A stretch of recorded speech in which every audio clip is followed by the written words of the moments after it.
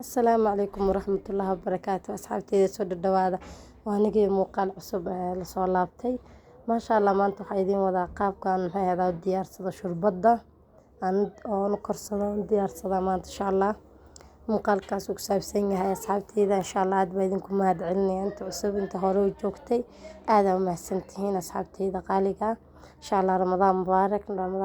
insha Allah marka insha Allah waxyaabaha ka sameeyay sida u sameeyay أو قد قال دونا يعني مش راح يجري بصل هي بصل بار أو واحد عقار كحوا بصل بار وايه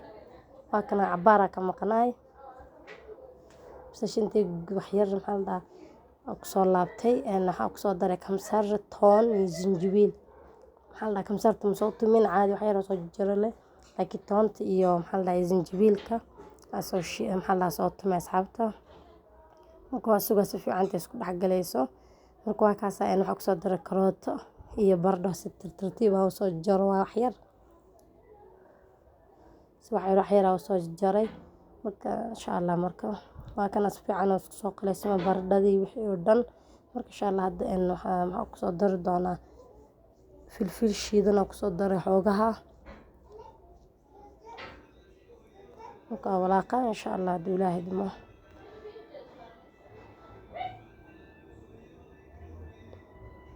marka insha Allah hadda waa diyaar marka waxaan rabaa inaan biyeeyo asxaabteyda waa ka waa biyeeyay marka insha Allah markuu karkaraas soo laaban doona asxaabta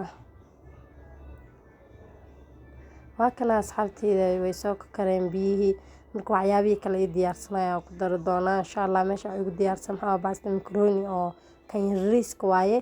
iyo maxaa la misirta oo mid madowda mid oo guduuda ma ahan mid madowda taas ama labadaas isku daray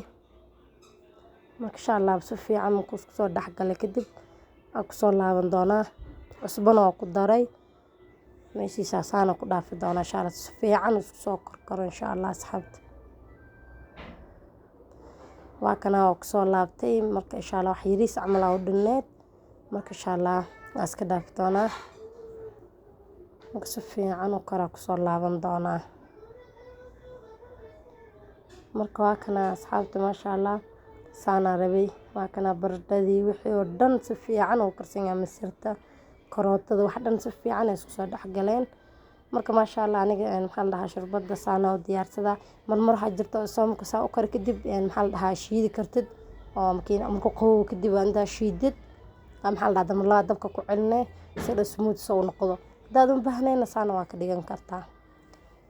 kuma waxay aniga saana badana saana maxay hada u sameystaa saana maxay aan ka helaa asxaabteyda qaaliga marka muuqaalkan yar ay ku soo tuuray insha Allah daawasho wanaagsan inta hadii la soo gaarto aad u mahadsan tahay insha Allah muuqaalka waa gabo aad u mahadsantihiin insha Allah assalaamu calaykum waraxmatullaahi wabarakaatuh